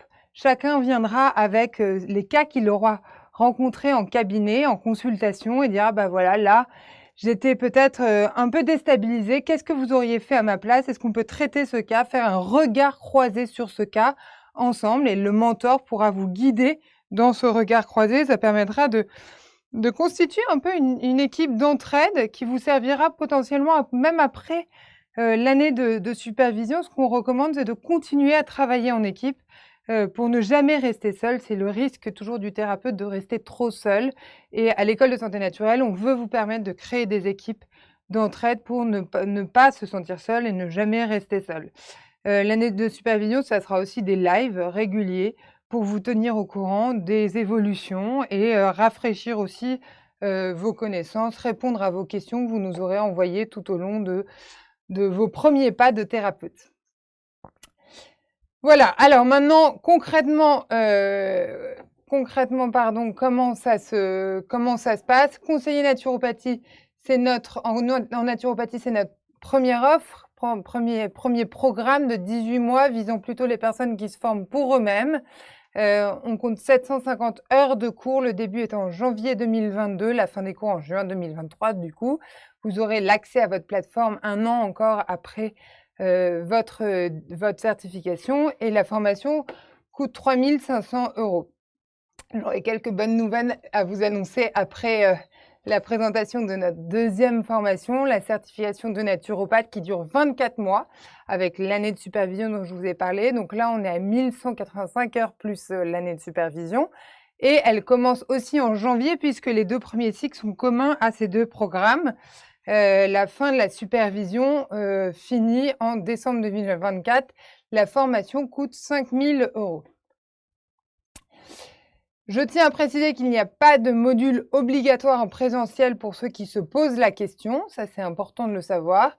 On fera toutes les techniques manuelles, évidemment, et vous pourrez vous entraîner chez vous, mais il n'y aura jamais l'obligation, pour avoir la certification, de participer à un stage en présentiel à l'école de santé naturelle. On en organisera certainement, mais qui seront en plus de la formation et qui seront facultatifs. Voilà, alors promotion de lancement, c'était ma bonne nouvelle. Si vous êtes décidé à vous former avec l'école de santé naturelle, je vous conseille vivement de vous inscrire avant la fin du mois parce que on vous propose une promotion de lancement qui se termine le 31 octobre, dimanche soir à minuit. La formation conseillée est à 3 000 € au lieu de 3 500 € et la formation naturopathe est à 4 000 € au lieu de 5 000 €, ce qui vous fait une mensualité de 166 € par mois pour les 2 formations sur 18 et du coup sur 24 mois. Et du coup, ça vaut vraiment le coup de profiter de cette offre de lancement qui a priori est la plus intéressante de la saison. Sinon, vous serez forcément amené à payer un peu plus cher. Donc, n'hésitez pas à prendre un rendez-vous individuel avec nous si vous voulez en parler. Ils sont directement accessibles sur le site internet. Il y a beaucoup de créneaux de proposés et vous aurez un conseiller, l'un de nous au téléphone pour vous guider vers la formation qui vous correspond le mieux. Et surtout, n'attendez pas trop avant de vous inscrire. Ça serait dommage de passer à côté de cette offre de lancement. Il y a aussi un programme égalité des chances parce qu'il y a quelque chose qui nous importe beaucoup à l'école de santé naturelle, c'est de ne pas priver des personnes motivées et ayant vraiment besoin et envie de se former, d'avoir accès à une formation d'excellence. Et c'est la raison pour laquelle on a mis en place un programme égalité des chances. On distribue des bourses en interne aux personnes qui n'ont pas les moyens de s'offrir la formation et qui peuvent, grâce à ces bourses, rejoindre les bancs de l'école de santé naturelle. C'est un programme qui n'est pas du tout minime pour nous. Il peut concerner plus de 40% de la promotion. Donc, n'hésitez pas, si vous vous trouvez dans cette situation-là, à postuler. Vous trouverez une page avec un formulaire à remplir pour nous donner toutes vos informations. Et on va au-delà de juste le relevé d'impôt. On vous demande vraiment votre situation personnelle, vos budgets, etc. pour prendre en compte vraiment la situation et pas juste le relevé d'impôt et vous proposer en fonction une remise adaptée à vos revenus. Voilà pour la présentation de nos formations. Je vais voir s'il y a des petites questions. Je suis en train de remonter le chat. N'hésitez pas à me poser des questions si vous en avez. J'ai l'impression que Sophie a répondu à énormément de questions. Donc, je ne vois pas de questions, sauf si je suis passée à côté. Il y a des recherches de naturopathes. Bravo à cette école. Merci beaucoup Aurélie. Belle équipe. Je serai déjà formée ou j'aurai les moyens de venir. Bon, en tout cas, on serait ravis de vous accueillir. Ça nous fera très plaisir. Vous êtes déjà nombreux. Peut-être qu'il y a des élèves déjà inscrits qui nous écoutent là. Mais merci pour votre enthousiasme. Ça nous fait vraiment plaisir et on vous attend avec impatience à l'école de santé naturelle. On continue à travailler avec nos enseignants pour préparer la rentrée et on se réjouit vraiment de cette belle aventure qu'on va partager avec vous. Irène, est-ce que tu veux venir dire au revoir avec moi? Oui, tout à fait, parce que effectivement, j'ai pas eu l'occasion de vous dire au revoir. Donc, merci à tous pour votre attention sur la partie 5 et puis maintenant sur cette partie plus de l'école. Et vraiment, à très bientôt, j'espère, pour la plupart de celles et ceux qui veulent se former en naturopathie. Voilà, c'est un plaisir pour moi, en tout cas, de transmettre à chaque fois. Bonne soirée. Bonne soirée à tous et merci beaucoup. Merci Irène pour ce superbe live.